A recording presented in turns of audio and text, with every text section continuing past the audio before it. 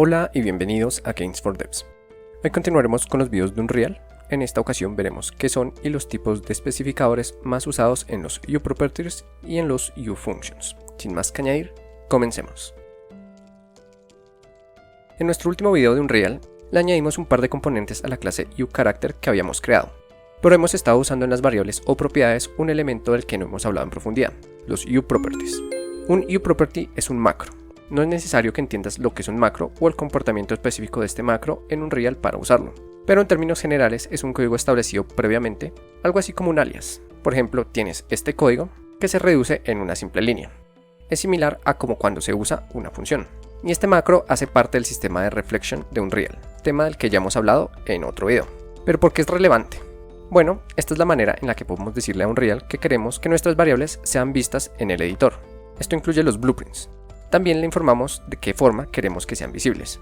Esto tiene incluso mayor repercusión, pues tiene injerencia en, por ejemplo, el aspecto online o multiplayer.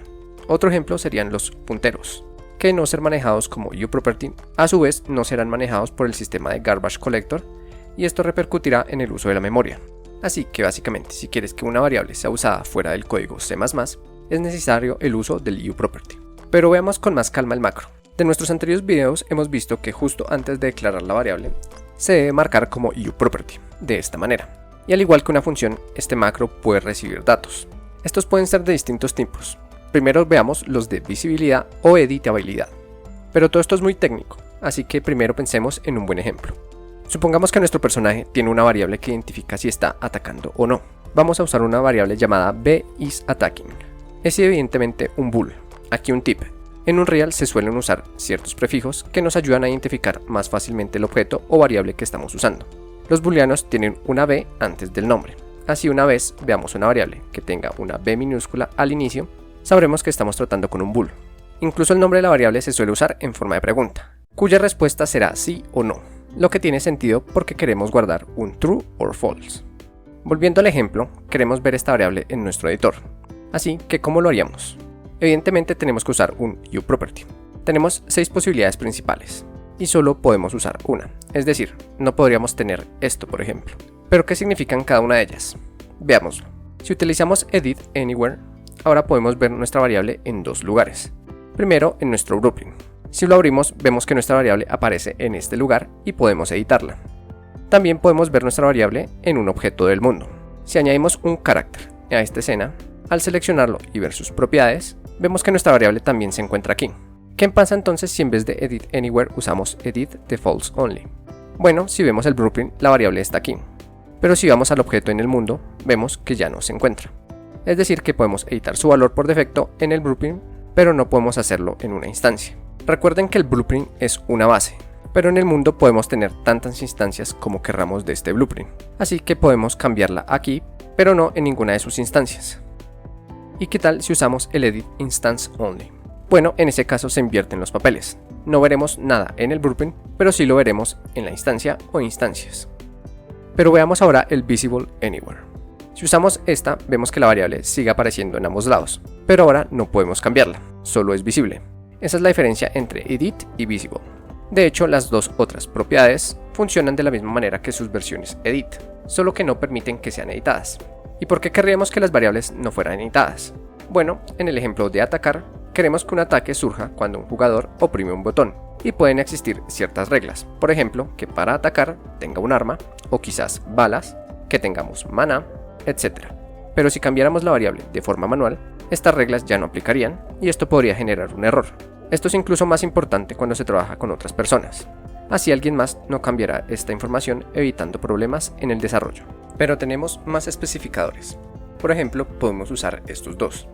Solo podemos usar uno de ellos, pero podemos usarlo junto a otro de los anteriores. Así, por ejemplo, siendo separados por una coma. ¿Para qué sirven estos dos especificadores? Bueno, supongamos que queremos cambiar esta variable desde los blueprints. En este momento no es accesible, es decir, que si buscamos nuestra variable de esta manera, no la veremos. No podremos ni cambiar su valor ni acceder a su valor actual. Es decir, si creamos una variable desde el blueprint de esta manera, vemos que si la buscamos podemos verla y tenemos dos posibilidades, get y set. Con una leemos el valor y con la otra se lo asignamos. Aquí es donde podemos usar nuestros especificadores. Si usamos blueprint read only, solo seremos capaces de usar el get. Si usamos blueprint read write, podremos usar ambas. Así que con el uso de estas dos categorías, podemos manejar nuestras variables. Pero tenemos otro especificador importante, el category. Este nos permite organizar nuestras variables para que sea más fácil encontrarlas. Por ejemplo, si no tuviéramos una variable, sino 3 de esta manera, vemos que todas se juntan en una categoría que tiene el mismo nombre de la clase. Así que entre más variables tengamos, más grande será esta lista. Sin embargo, podemos categorizarlas y así mantener un orden en nuestras variables. Por ejemplo, si usamos estas categorías, vemos que cada una se organiza según su categoría y esto también nos facilita su búsqueda, ya que podemos directamente buscar el nombre de la categoría y así encontrar nuestras variables más fácilmente. En la descripción dejaré links útiles donde podrán ver todos los especificadores que pueden ser utilizados, pero estos son los más usados. Sin embargo, también tenemos los uFunctions. Su uso es prácticamente el mismo que el del uProperty, pero marca el uso de las funciones o métodos. Aquí veremos 4, pero primero creemos una función.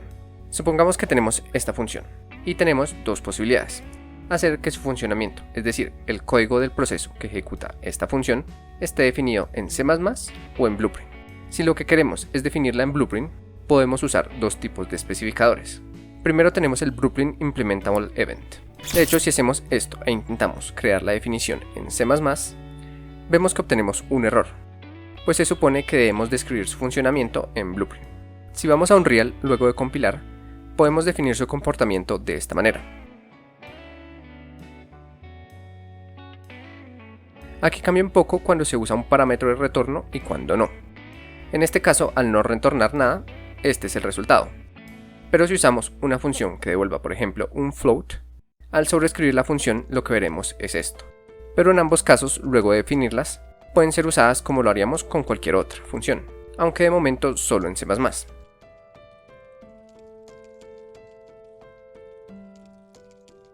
Ya veremos por qué no podemos llamar la función desde Blueprint. Pero primero veamos el Blueprint Native Event. Este funciona de manera idéntica que el anterior, pero tenemos que definir un comportamiento en C++. Esto puede causar algo de confusión, pero es en realidad sencillo. Usualmente definimos la función de esta manera, pero cuando usamos el Native Event necesitamos escribirla de esta manera. Como vemos, solo se añade una raya al piso seguido de la palabra Implementation. Dentro podemos definir un funcionamiento como lo haríamos con cualquier otra función. Por ejemplo, usaremos este código para imprimir en pantalla la palabra Implementation. Si vamos al Blueprint, ahora podemos hacer dos cosas. Sobreescribir este comportamiento, es decir, por ejemplo, vamos a hacer que escriba Blueprint en pantalla. Si le damos play, vemos que lo único que aparece es Blueprint, ya que el comportamiento de C++ fue reemplazado. Pero esta es la ventaja que tenemos con el Native Event. Podemos sobreescribirla, pero también usar la versión de C++ o incluso juntas. Si no usamos la versión de Blueprint, es decir, si borramos esto, vemos que lo que sale en pantalla es Implementation. Pero si usamos el evento en Blueprint y le damos clic derecho seleccionando la versión Parent, podemos juntar las dos implementaciones de esta manera.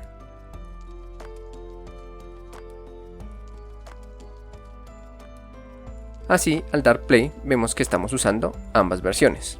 Pero de igual manera que con el Blueprint Native Event, tampoco podemos hacer llamado a la función en Blueprint. ¿Por qué? Bueno, eso es porque, al igual que las variables, estas no están expuestas a Blueprint por defecto. Así que tenemos que usar el especificador Blueprint Callable de esta manera, bien sea con el Blueprint Implementable Event como con el Native Event. Incluso podemos usarlo solo, simplemente para usar una función tanto en C++ como en Blueprint. De esta manera ahora podemos hacer llamado a la función desde los blueprints.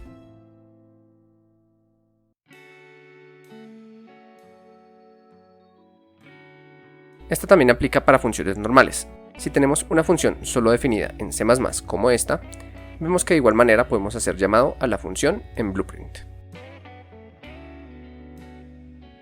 Un último especificador que veremos para funciones es el de Blueprint Pure. Este nos permite usar una función que no tiene nodos, algo como esto. Este tipo se usa sobre todo para funciones que no cambian la información, es decir, que solo procesan un dato, por ejemplo si tenemos una función que solo hace matemáticas. Sumar un valor, luego multiplicarlo y devolver el resultado. De esta manera accesaremos directamente a este resultado sin necesidad de hacerlo parte de la secuencia de nodos.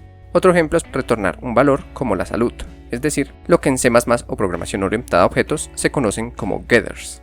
También cabe aclarar que al igual que las uProperties, podemos usar en los uFunctions una categoría. Así podremos buscar la función o la categoría y será más sencillo encontrarla. Lo último que veremos es el uso del especificador meta. Este tiene muchas opciones, igualmente dejaré un link por si quieren ver más. Pero dos de las más usadas, al menos en mi experiencia, son displayName y allow private access, y se usan de esta manera.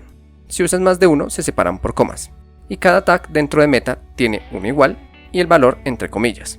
Así, en este caso, displayName es una forma de darle un alias a la función o variable, lo que hace que dentro del blueprint se vea de esta manera, mientras que allow private access nos permite usar la función o variable incluso cuando está definida como private o protected, ya que de otra manera no serán accesibles dentro de los blueprints. Y bueno, eso es todo por este video. Recuerden suscribirse, dar like y compartir para que cada vez seamos más. Sin más que añadir, este video fue cortesía de su amistoso vecino Gains for Devs. Nos vemos.